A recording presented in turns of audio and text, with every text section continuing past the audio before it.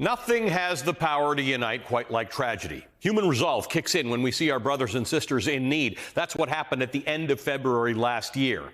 The world watched in horror as the forces of an autocrat invaded a sovereign nation, and most of the world united around Ukraine. The Ukrainian flag became a mainstay in the windows and homes and businesses, on T-shirts, keychains. It graffitied on walls around the U.S. The valiant blue and yellow sprinkled throughout cities around the world. Everyday citizens raised money. They sent supplies. Some volunteered their time to help the people of Ukraine.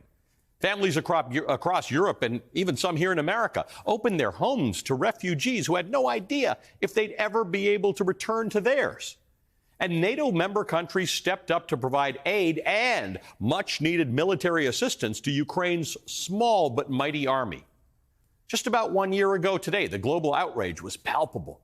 How could one nation blow through the sovereign borders of another and snatch the freedom right out from under the Ukrainian people? Of course, it's happened before, a lot. That's what World War I was about. Same with World War II. When Russia invaded Crimea in 2014, the world was aghast. But it happened, and Russia stayed, and it set the stage for last year's invasion. Ukraine has lost lives, land, infrastructure, and worst of all, its tenuous hold on democracy.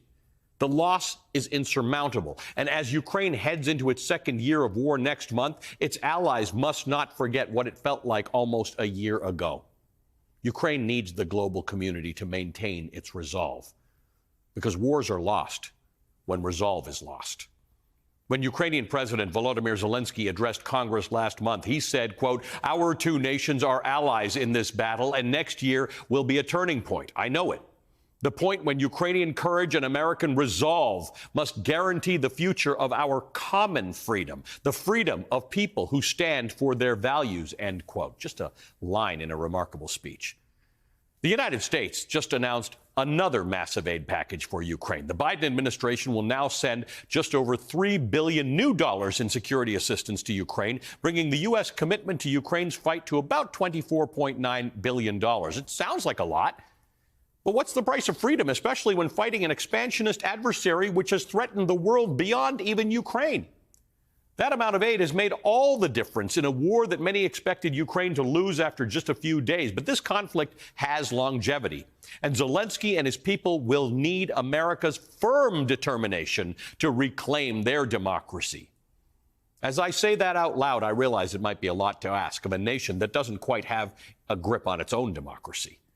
But while Ukraine is fighting a belligerent power beyond its borders, America's democratic fight is of our own making.